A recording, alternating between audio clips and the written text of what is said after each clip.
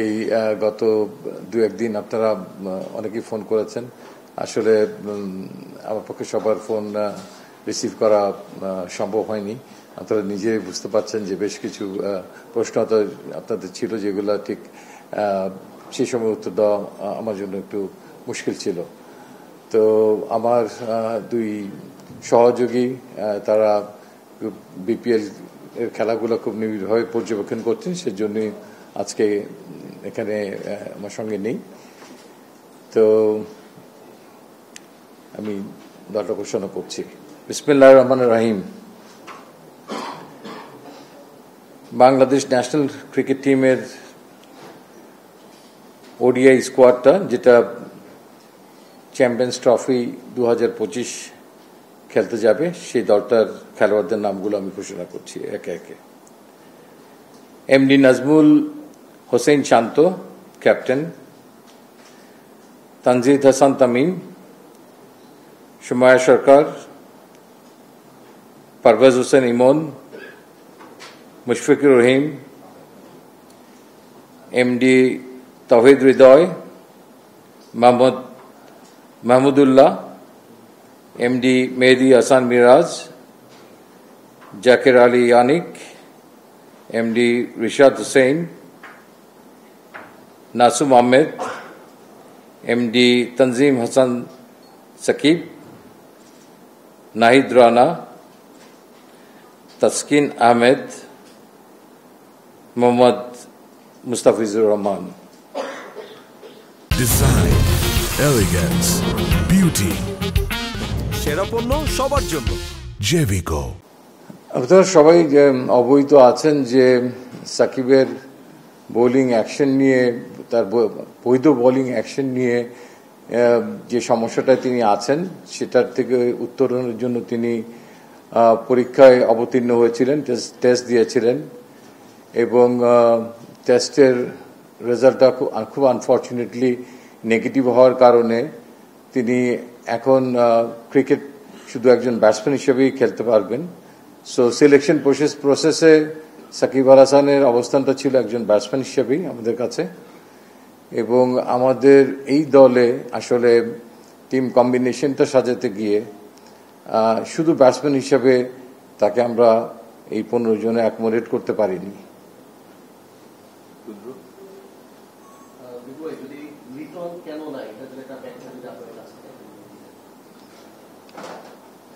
দুটো কারণ আমি বলবো এখানে মুখ্য, যে লিটনের আউট অফ ফর্ম। একটা ব্যাটসম্যান দীর্ঘদিন ধরে এই একই ফর্মেটে রানের তীব্র খরায় ভুগছে, এক, আউটের প্যাটার্নগুলো অনেকটা একই রকম, এবং ক্রিকেটের প্রত্যেকটা ফর্মেটেই প্রত্যেকটা ফর্ম বলতে বুঝছি হোয়াইট বলের একটা পাওয়ার প্লেতে যে অ্যাডভান্টেজটা নেওয়ার দরকার, সেখানে আপনি দেখবেন ওয়েস্ট ইন্ডিজে যেখানে আমরা 300-র কাছাকাছি রান করেছি, 300-র উপরেও এক ম্যাচে রান করেছি, স্ট্রাইক রেট দেখেন, ক্রিজ অকুপাই করতে পারছে না, প্রেশার চলে আসছে স্ট্রাইক রেট নিয়ে তার পার্টনারের উপর। Number 3 is getting exposed. তো সেই সমস্ত কারণে আমরা তাকে তারপরও অনেক আস্থায় রেখেছিলাম, অনেকগুলো ম্যাচই তাকে আমরা হোয়াইট বল ক্রিকেটে সুযোগ দিয়েছি। মাঝখানে শ্রীলঙ্কার সঙ্গে ঠিক একটা ডিসাইডিং ম্যাচে তাকে আমরা দলের একাদশে দলে রাখিনি লাস্ট ম্যাচটাতে। তো ঠিক আস্থার জায়গাটা অনেক সময় একটা ব্যাটসম্যান আউট অফ ফর্ম থাকলেও যখন তার প্রতি অনেক সময় ঠিক আস্থার জায়গা থেকে দলে সিলেক্ট হয়, সেই জায়গাটা আমার মনে হয় যে এই মুহূর্তে তিনি সেই অবস্থানে নেই, এক। সেকেন্ড হচ্ছে সৌম্য সরকার এবং আমাদের Tamim, they are doing well as a pair, so that এখানে দেখা যাচ্ছে যে এই দুজনই সম্ভবত ক্যাপ্টেনের সঙ্গে আমাদের, যেহেতু আপনারা জানেন ইন্টারাকশন হয়, যে তারাই ইনিংসের শুরুটা করতে যাচ্ছেন।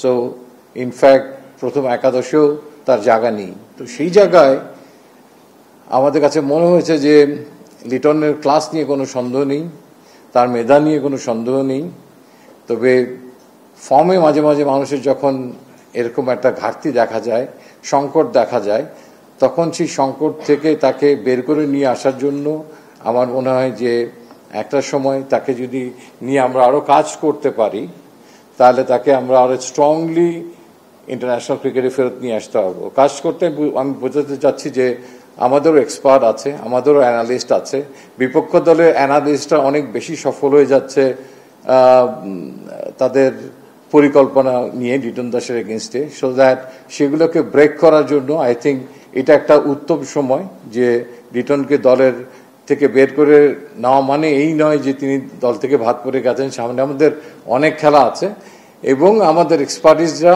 এই সময় লিটনের এই দুর্বলতাতম জায়গাগুলোকে কিভাবে আরো শক্তিশালী করা যায় সেটি নিয়ে ডেফিনেটলি একটা কাজ করার সুযোগ পাবে। প্রত্যেকটা দেশেই মানে অভিজ্ঞ ক্রিকেটার যারা একসময় তাদের শেষ হয়, যাই হোক আমাদের দেশের দুইজন সিনিয়র ক্রিকেটারের হয়তো অন্যভাবে শেষ হলো। তো সাকিব একটা যৌক্তিক কারণেই তিনি দলে নেই, উনিও অন এন্ড অফ ছিলেন নানা কারণে, আর তামিম তো অনেকদিন ধরে অফ ছিলেন। তারপর আপনাদের আগ্রহ ছিল যে আসলে এই ধরনের ক্রিকেটারদের অন্তর্ভুক্ত করা, এই হাইটের ক্রিকেটারদের অন্তর্ভুক্ত করার ক্ষেত্রে আসলে সিলেক্টরদের নানা রকমের কম্প্রোমাইজ করতে পারে, ফিটনেস সহ আরো নানা ইস্যু। ওনারা যেহেতু মানে অটোমেটিক্যালি ওনারা একজন রিটায়ার করেছেন আর একজন বোলিং অ্যাকশনের কারণে নিয়ে ফাইনালি দলটা করতে গিয়ে আপনারা কমফোর্টেবল ছিলেন কিনা যে অনেক ইস্যুতে আপনাদের কম্প্রোমাইজ করতে হবে? দেখেন, কম্প্রোমাইজ কথাটা খুব আপেক্ষিক। দল গঠন করতে গিয়ে অনেক কিছু বিবেচনা করতে হয়।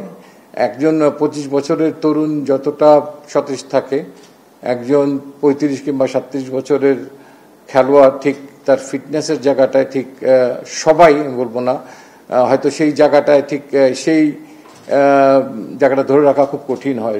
বয়সের সঙ্গে সঙ্গে মানুষের রিফ্লেক্স একটু কমে, মুভমেন্ট স্লো হয়, এটা খুবই স্বাভাবিক।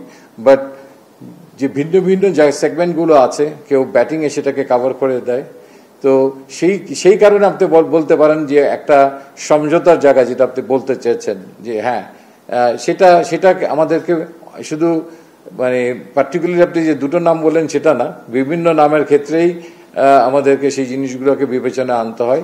Even not only batsman, it goes even for the bowlers as well. সাকিবের ব্যাপারটা ভিন্ন।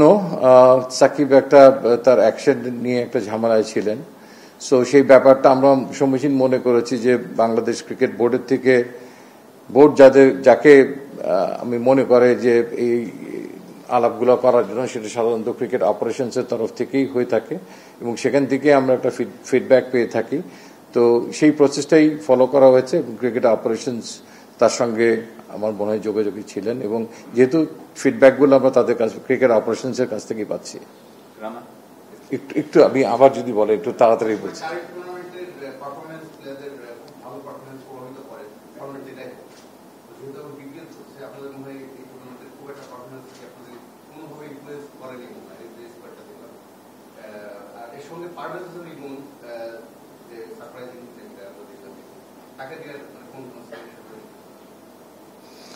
অ্যাকচুয়ালি মানে একটা ফরম্যাট আর একটা ফরম্যাটকে ওভারল্যাপ ইউজুয়ালি করে যায় না, তবে হোয়াইট বল ক্রিকেট অনেক সময় কিছুটা এখানে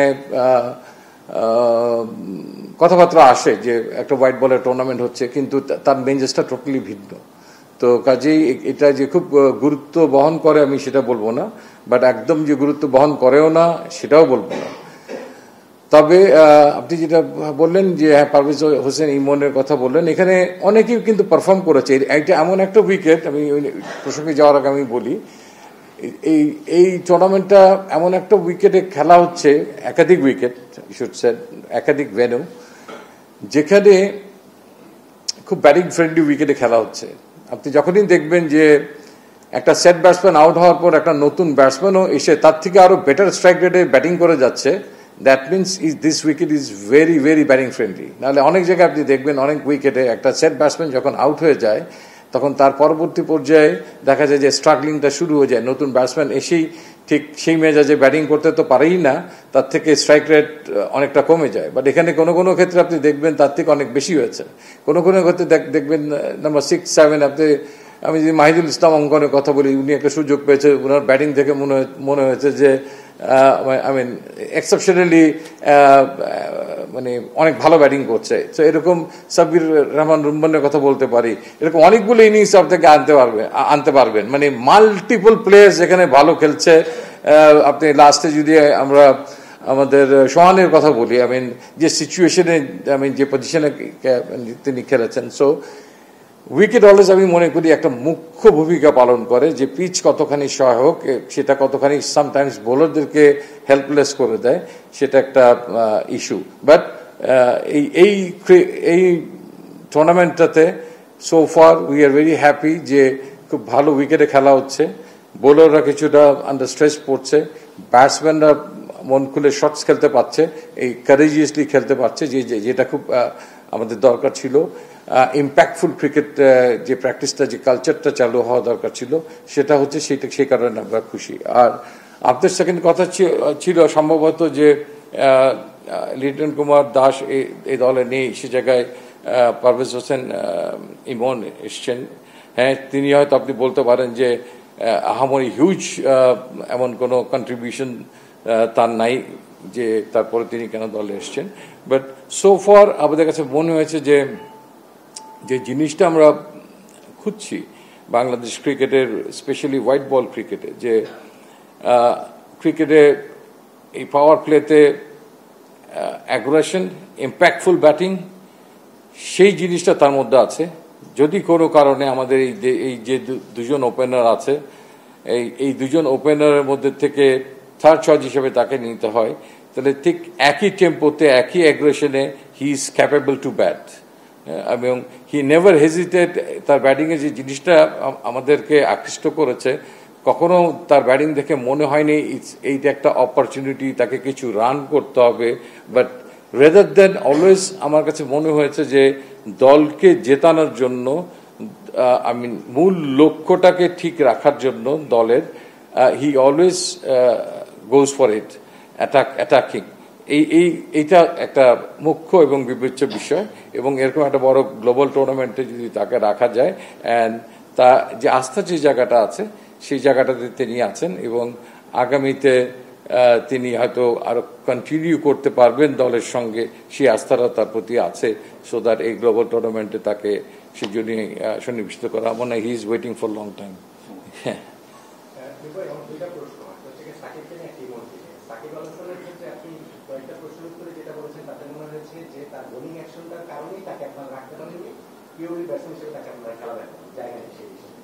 বিষয়টা কি এরকম যে সাকিবের এখানে বোলিং অ্যাকশনটাতে কোনো প্রবলেম না থাকলে সাকিব দলে থাকবে? মানে আমি বলছি যে সরকারের কাছ থেকে আমরা জানি এর আগে কয়েকটা টুর্নামেন্ট সিরিজে ওই ঘটনাগুলো ঘটেছে যে সাকিব খেলার অনুমোদনটা পান, এই অনুমোদনটা কি এবার আপনারা বিসিবির কাছ থেকে, আপনারা তো সদস্যদের যে পাবেন না, বিসিবির কাছ থেকে কি আপনারা সেটা পেয়েছেন কিনা যে সাকিবকে আপনারা দলে নেওয়ার জন্য অ্যাভেলেবেল, নাকি এটা শুধুমাত্র বোলিং অ্যাকশনের কারণে সাকিব বাদ গেল? এটা একটা প্রশ্ন। আর আরেকটা আমি একটু করে রাখি, সেটা হচ্ছে পারভেজ হোসেন বললেন যে ইমনকে তাহলে আপনারা কোথাও কখনো ওয়ান ডে খেলান নেই কেন? লাস্ট ওয়েস্ট ইন্ডিজ টুরে 3টা ম্যাচ ছিল, 3টা ম্যাচেই তিনি কিন্তু 11-এ খেলেন। একটা ছেলে গ্লোবাল টুর্নামেন্টে গিয়ে একেবারে ওয়ান ডে যে ফর্মেটে খেলছে, সেই ফর্মেটে কখনোই কোনো ম্যাচ হয়নি। এটা কি লিটনের উপরে আপনাদের বেশি ইনভেস্টমেন্ট, আপনাদের আস্থার ইনভেস্টমেন্টটা বেশি হওয়ার কারণে কি এটা ঘটল কি? অ্যাকচুয়ালি দেখেন, ফার্স্ট 11টার ক্ষেত্রে, নির্বাচনের ক্ষেত্রে আমরা নির্বাচকরা কখনোই ঠিক সেভাবে এমফাসিস করি না। বেসিক্যালি সেখানে ক্যাপ্টেন এবং কোচের মতামতের মূল্যটাকেই সবচেয়ে বেশি গুরুত্ব দেওয়া হয়, এবং তারা সেই সময় যে প্লেয়ারটাকেই সবচেয়ে যোগ্য এবং উপযুক্ত মনে করে তাকেই খেলায়। অনেক সময় সে কারণে হয়তো আপনি দেখতে পারেননি ইমনকে। বাট কোনো কোনো ক্ষেত্রে দল গঠনের সময় আমাদেরও মনে হয় যে এই প্লেয়ারটা কার্যকর ভূমিকা রাখতে পারে, আমরা তাদেরকে সঙ্গে ডিসকাশন নিশ্চয়ই একটা আলাপে যাই, এবং গিয়ে কেন তাকে আমরা নিচ্ছি সেই যৌক্তিকতাটা তুলে ধরার চেষ্টা করি। হয়তো আপনি দেখেছেন যে ওমানে সম্ভবত ইমার্জিং T20 হলো, ক্রিকেট হলো, সেখানে হয়তো ওয়ানডে ছিল না, but we are talking about the approach. Junior তামিমের যে অ্যাপ্রোচ, সেই অ্যাপ্রোচগুলোর সঙ্গে মিল রেখে আমরা এরকম একটা ইম্প্যাক্টফুল প্লেয়ার চাচ্ছি, যে নাকি হোয়াইট বল ক্রিকেটে বাংলাদেশ এর শুরুটাতে প্রতিপক্ষের এগেনস্ট একটা ইম্প্যাক্ট রাখতে পারে, সে কারণেই একটা সুযোগ দেওয়া। আর নাথিং, আমি আবারও বলছি যে লিটনের দাসের মেধার উপর আমাদের যথেষ্ট আস্থা আছে, বাট ফর্ম মানুষ হারাতেই পারে। মানে একটা হাই ভ্যালুর কোয়ালিটির গাড়িও আপনাকে মেনটেন্যান্সের জন্য নিতে হয়। সো দ্যাট এবার আমার কিছু অ্যানালিস্টের সঙ্গে কিছুক্ষণ বসার সুযোগ হয়েছিল, তো তাদের কার্যপরিধি দেখে আমার বুঝতে বাকি নেই যে আমাদের এগেনস্টেও প্রতিপক্ষের অ্যানালিস্টরা কত সূক্ষ্মভাবে বিচার করে এবং তাদের ট্র্যাপগুলো তারা সাজায়। তো আমার মনে হয় যে এই লিটন দাস যে বয়সে তিনি আছেন, তিনি আরো বেশ কিছু বছর বাংলাদেশ দলকে সার্ভিস দেওয়ার মতো সক্ষমতা তার আছে। তো তাকে আবার আমাদের একটু শক্তিশালীভাবে ফেরত আনা, শক্তিশালী বলতে আমি বোঝাচ্ছি যে তিনি square of the wicket out হয়ে যাচ্ছেন, আপনারা নিজেরাও জানেন প্যাটার্ন অফ দ্য উইকেট, তার ওয়াগন হুইল যদি দেখেন অনেক জায়গা থেকে তার রান আসছে না, সেই জায়গাগুলোর থেকে তার রান আনার সক্ষমতা, সেই জায়গাগুলোতে আরেকটু শানিত করা। That's it. আর সাকিব ইস্যুটা আসলে আপনি শুনেছেন যে প্রেসিডেন্ট বলেছিল যে কেউ রিটায়ার না করলে, যেমন তামিমের ইস্যুতে এবং ইস্যুতে যে ইজ অ্যাভেলেবল। তো আসলে যখন এই বোলিং অ্যাকশনের কারণে আমি বলবো এখানে, তখন কিন্তু আর আমরা আসলে সেকেন্ড এমফ্যাসিসটা দিইনি। আমি কথাটা বলেছিলাম, ইউজুয়ালি আমরা কয়েকটা জায়গা থেকেই ক্লিয়ারেন্সগুলো চাই, যে ফিটনেস, কারোর অন্য কোনো ধরনের কোনো সমস্যা আছে কিনা। তবে আই বিলিভ এই নামগুলো আমরা আজকে আপনাদের সঙ্গে আলাপ করার আগেই বোর্ডকে দিয়েছি। তো এবং আমাদের প্ল্যানিং এর মধ্যে সাকিব না থাকার কারণেই সম্ভবত আপনি যে দ্বিতীয় প্রশ্নটা বললেন যে ফার্দার যে ইস্যুটা, সেই ইস্যুটা নিয়ে কোনো আলাপ আলোচনা হয়নি। যদি আমাদের নামে দলে থাকতেন তাহলে নিশ্চয়ই এই ব্যাপারটা নিয়ে হয়তো আরো ক্লিয়ারলি আপনাকে আমি বলতে পারতাম, কিংবা বোর্ডের থেকে আমি আরো ক্লিয়ারলি উত্তর নিতে পারতাম।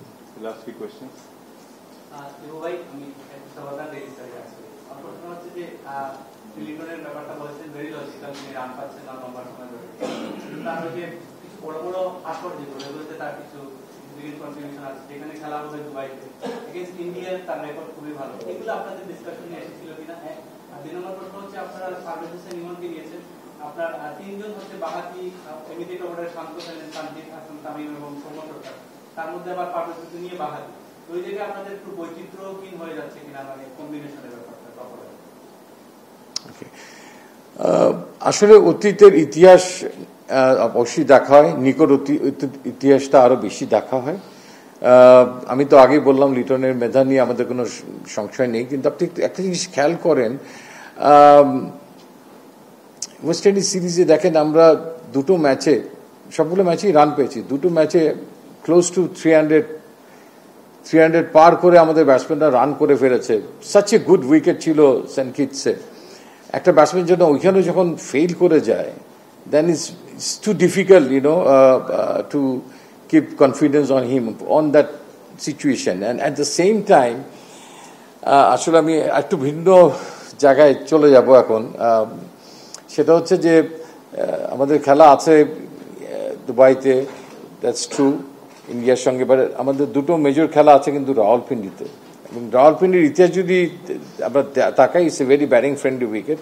স্পেশালি 2023-এ নিউজিল্যান্ড এখানে যে ম্যাচটা খেলেছে, আপনি দেখেছেন 336 রান করার পর নিউজিল্যান্ড হেরে গেছে, 337 রান পাকিস্তান করেছে, টপ অর্ডারই রান করে ফেলেছে, দুই দলেরই টপ অর্ডার রান করেছে। সো দ্যাট ইটস ইম্পর্টেন্ট যে আপনার দু দলেরই টপ অর্ডারে রান করতে হবে। আমাদের তো টপ অর্ডার নিয়ে আমরা ব্যাটিং সংখ্যায় আছি, এটা কিন্তু অস্বীকার করলে হবে না বেশ কিছুদিন ধরে।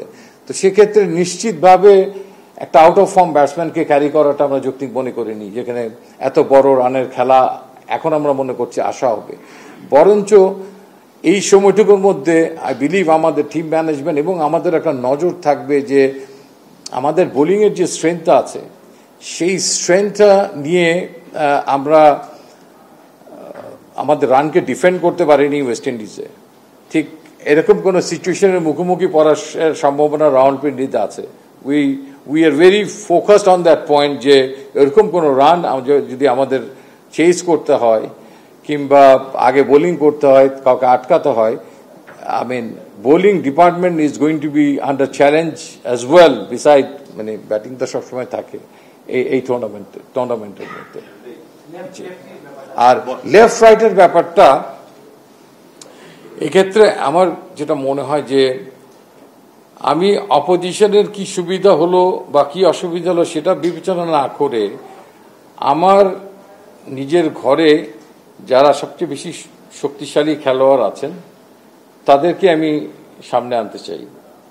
তারাই এটা মোকাবেলা করবে। আর এটা অনুমেয় যে 1, 2, 3 হয়তো আপনার বাহাতি খেলোয়াড় হয়ে যাবে, কারণ একজন বাহাতি ওপেনার তো দলের বাইরে থাকবেন, যিনি নাকি আমরা 3টা ওপেনার নিয়েছি, 2জন ওপেন করবে।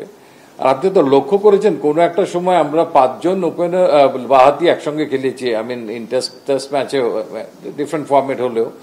সো দ্যাট আমার মনে হয় যে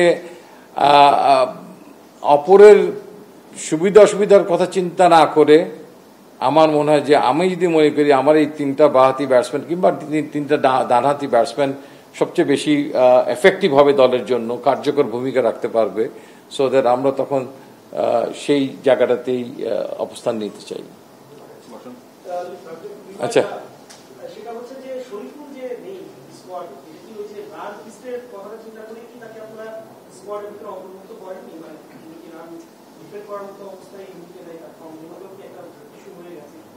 আর যে ব্যাটিং স্ট্রেংথ নিয়ে বাংলাদেশ আছে, এটা আসলে কত দূর আপনার মনে হয় যে আপনি যেটা বলছেন যে অনেক হাই স্কুল কথা অ্যাপার্ট ফ্রম এটা কি আসলে আপনার মনে হয় যে আমাদের এই স্ট্রেংথটা এই মুহূর্তে এই ব্যাটিং যে অর্ডারটা আপনারা সাজিয়ে করবেন স্কোয়াড করবেন, এর বাইরে কেউ আছে? Do you suggest anyone? আচ্ছা, আমার মনে হয় যে আমাদের তো ভরসা করতে হবে যে আমাদের বেস্ট পসিবল কারা আছে এবং তাদের মধ্যে কেউ রান পাচ্ছেনও, দ্যাটস গুড। এই টুর্নামেন্টে কেউ আবার এই দলে নেই, তারাও রান করছেন, দ্যাট ইজ ট্রু। তো আমার মনে হয় যে বেস্ট পসিবল মানে প্লেয়ার্সদের নিয়েই যাচ্ছি যাদের অতীতে এরকম বড় রান করার এক্সপিরিয়েন্স আছে এবং এই মুহূর্তে যারা সবচেয়ে বেশি কার্যকর হবেন তাদেরকে নিয়ে আমরা যাচ্ছি। আর লম্বা রানের ইনিংস তারা করতে হবে। আমার বিশ্বাস যে হয়তো রাওয়ালপিন্ডিতে আমরা এরকম বড় রানের ইনিংস দেখব ইন্ডিভিজুয়াল প্লেয়ারদের কাছ থেকে। আর আপনার আরেকটা প্রশ্ন ছিল শরীফুলের ইস্যুটা। আসলে শরীফুলকে আপনি জানেন যে কানাডাতে তিনি যে ফ্র্যাঞ্চাইজি ক্রিকেট খেলতে গিয়েছিলেন সেখান থেকে তিনি একটা ইনজুরি ক্যারি করে নিয়ে এসেছিলেন। তারপরে তাকে আমরা অব্যাহতি দিয়েছিলাম, মানে বিশ্রাম দিয়েছিলাম, ট্রিটমেন্টে রেখেছিলাম। শর্টার স্পেলে মেডিকেল কমিটির পরামর্শ মতো তিনি বোলিং করেছেন। Then when again he came into the team, coach এবং খেলোয়াড় এবং আমাদের পর্যবেক্ষণে মনে হয়েছে তাকে ঠিক সাবলীল মনে হয়নি এবং তার সেই অস্বস্তিটা থেকে তিনি পুরোপুরি বের হয়ে আসতে পারেননি। সো আই থিঙ্ক তাকে আরেকটু সময় আমাদের একটু অপেক্ষা করতে হবে শরীফুলকে আবার ফেরত ছন্দে দেখতে পাওয়ার আগে। জি, আপনি বললেন যে সাকিবকে ব্যাটার হিসেবে জায়গা দেওয়া যায়নি, এই ক্ষেত্রে আসলে কোন পারফরমেন্সটা আপনারা চিন্তা করেছেন? কারণ উনি লাস্ট ওয়ানডে খেলেছেন হচ্ছে ওয়ার্ল্ড কাপে, তার আগে যদি দেখি তার শেষ 10-11 ওয়ানডেতে 35 এভারেজ, 90 স্ট্রাইক রেট। আবার যদি প্রিমিয়ার লিগকে দেখি তিনি 6 ইনিংসে 262 বা 63 রান করেছেন, এভারেজ প্রায় 45, 100 স্ট্রাইক রেট। তো কোন জায়গাটা উনি কি টেস্ট টি20তে ঠিকঠাক ব্যাটিংটা করতে পারেননি, এই কারণেই কি তাকে আসলে রাখা হয়নি ব্যাটার হিসেবে?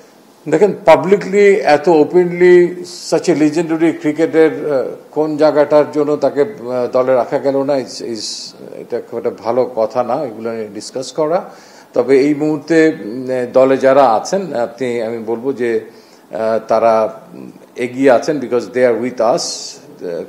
আমাদের ডোমেস্টিক ক্রিকেটে তারা খেলছেন এবং তারা আস্থাশীল সে কারণেই। আমি রিমোট সময় টিমতে কাজ করি। এভাবে গেল বিশ্বকাপে আমরা দেখেছিলাম যে আপনারা ভাইস ক্যাপ্টেন রেখেছিলেন কিন্তু এবারে বিশ্বকাপে আপনারা কোনো সভাপতিত্ব আমরা এখানে দেখি, এটা কি পরিকল্পনাতেই ছিল না নাকি শেষ পর্যন্ত পরিকল্পনা আছে? আর যদি না থাকে তাহলে কেন? অ্যাকচুয়ালি আমাদের কাজটা হচ্ছে, আমাদের জব ডেসক্রিপশনের মধ্যে হচ্ছে যে জাতীয় দল নির্বাচন করাটা, এবং নির্বাচন করে দেওয়ার পর বোর্ডের তরফ থেকেই তারা নির্ধারণ করেন যে কে ক্যাপ্টেন হবেন এবং কে ভাইস ক্যাপ্টেন হবেন। তো শান্ত তো এর আগের থেকেই ক্যাপ্টেন হিসেবে ছিল। তো এই চ্যাম্পিয়ন্স ট্রফিতে ভাইস ক্যাপ্টেন কেন রাখা হয়নি কিংবা প্রয়োজন হলে কে সে জায়গায় দায়িত্ব পালন করবে, আমার মনে হয় যে এটা হয়তো ক্রিকেট অপারেশনস কিংবা বাংলাদেশ ক্রিকেট বোর্ড সঠিক জায়গা যারা নাকি আপনাকে সঠিক উত্তরটা দিতে পারবে।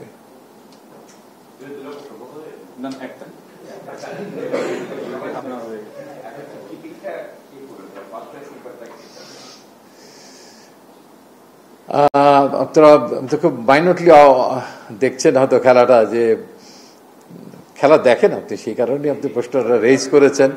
ওয়ানডেতে আসলে আমাদের আফগানিস্তানের সঙ্গে মুশফিক আহত হয়, তার ফ্র্যাকচারের কারণে তিনি অনেকদিন বাইরে ছিলেন, আবার কিছুটা ব্যথা পেয়েছেন বিপিএল-এ, এবং লাস্ট যে ফিজিও রিপোর্টটা আমাদের হাতে এসছে সেটার অতি সত্বর চিটাগংয়ে তাকে আবার গ্লাভসে দেখা যাবে, এবং দলের সোফার যা পরিকল্পনা এখন পর্যন্ত আমি যতটুকু জানি সেখানে তিনি কিপিং করবেন, তিনি সেই চয়েসে তিনি সবচেয়ে এগিয়ে আছেন।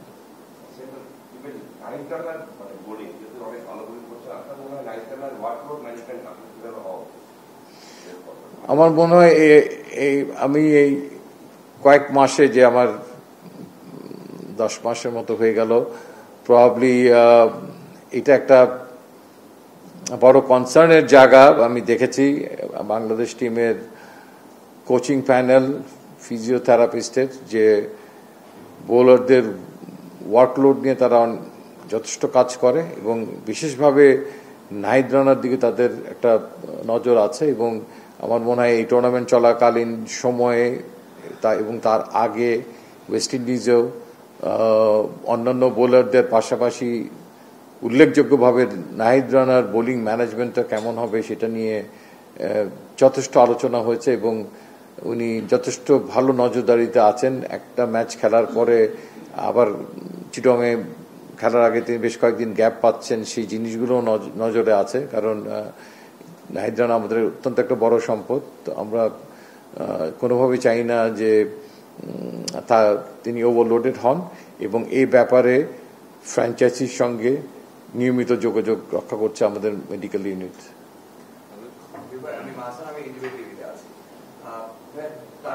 রিটায়ারমেন্ট করেছে, বিশালবার ডিসকাশন হয়েছে, মিটিং হয়েছে, আসলে তার এরকম রিটায়ারমেন্টটা আপনি যেভাবে দেখেন এবং বলেছেন যে আসলে আপনাদের আগে রিটায়ারমেন্টে বলেছেন, স্কোয়াডে তো অবশ্যই থাকতো, মানে এই বিষয়ে যে বলতেন যে আসলে না থাকাতে দুদিনে বলেছে যে ইসি হতো আপনাদের কাজ সহজ করার জন্যই আগে জানিয়ে দিয়েছেন, কিভাবে দেখেন?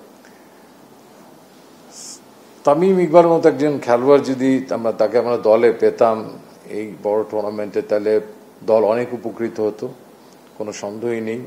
তার প্রেজেন্স মাঠে, তার ব্যাট কথা বলছে, তিনি ভালো ছন্দে ছিলেন। তো আমরা তাকে মিস করলাম। আমাদের আশা ছিল যে তিনি হয়তো এই টুর্নামেন্টটা খেলবেন। তো তারপরেও এটা তার একান্ত নিতান্তই ব্যক্তিগত সিদ্ধান্ত। আমরা তার ব্যক্তিগত সিদ্ধান্তের প্রতি সম্মান জানাই, এবং বাংলাদেশ ক্রিকেটের তিনি মানে একটা উজ্জ্বল নক্ষত্র। তো তাকে নিশ্চয়ই বাংলাদেশ ক্রিকেট মিস করবে, এবং তিনি দলে থাকলে আমার মনে হয় যে দল অনেক উপকৃত হতো, স্পেশালি টপ অর্ডার অনেক উপকৃত হতো নিয়ে। যেহেতু টিম নিয়ে আলোচনা হচ্ছে অনেক কিছু, এখন রিয়াদ এবং মুশফিক এই টিমের সবচেয়ে এক্সপিরিয়েন্স প্লেয়ার, তো অন্যরা এখন তাদের পরবর্তী প্রজন্ম বিষয়। এই টিমটা আসলে চ্যাম্পিয়ন্স ট্রফির মধ্যে একটা টুর্নামেন্টে কতটুকু যেতে পারে, আপনি আসলে আপনার ক্রিকেটের দৃষ্টি কোন থেকে দেখতে পারেন যে আসলে আমরা কতদূর যেতে পারি, আমাদের কি সেমিফাইনাল বা এরকম আরো উপরে যাওয়ার সম্ভাবনা আছে কিনা? দেখেন, আশা নিয়ে তো যেতেই হবে। প্রতিটা ম্যাচ জেতার জন্য লড়াই করতে হবে, তো সেই আশাটা তো নিশ্চয়ই থাকবে। তবে সেই আশাটার প্রতিফলন তো মাঠে ব্যাটে বলে আমাদেরকে ঘটাতে হবে। তো এবং প্রতিপক্ষ কেউই ফেলনা না। এবং আমি মনে করি 2023 সালে রাওয়ালপিন্ডিতে পাকিস্তান অ্যান্ড নিউজিল্যান্ড দুজনই ওয়ানডে ক্রিকেট ম্যাচ খেলার কারণে তারা কিছুটা কিন্তু এগিয়ে আছে ম্যাচ এক্সপিরিয়েন্স, ওই জায়গার উইকেট রান তারা, এই ব্যাপারটা কাজটা অনেক দুরূহ। আমি বলবো যে আমাদের যে তিনজন প্রতিপক্ষ, কেউ একজন হোমে খেলবেন দুবাইতে, ইন্ডিয়া ইজ কোয়াইট ফ্রেন্ডলি মানে সেই উইকেটের সঙ্গে। তো এটা অত্যন্ত প্রশংসনীয় একটা অ্যাচিভমেন্ট হবে যদি আমরা রিয়েলি উত্তীর্ণ হয়ে পরবর্তী পর্যায়ে যেতে পারি এই প্রাথমিক পর্যায় থেকে। But is huge challenging, but ওই চ্যালেঞ্জ নেওয়ার মতো একটা পর্যায়ে বাংলাদেশ ওয়ানডে দলটা আছে, সেটা বলেও আমি আমি আমি বিশ্বাস রাখি।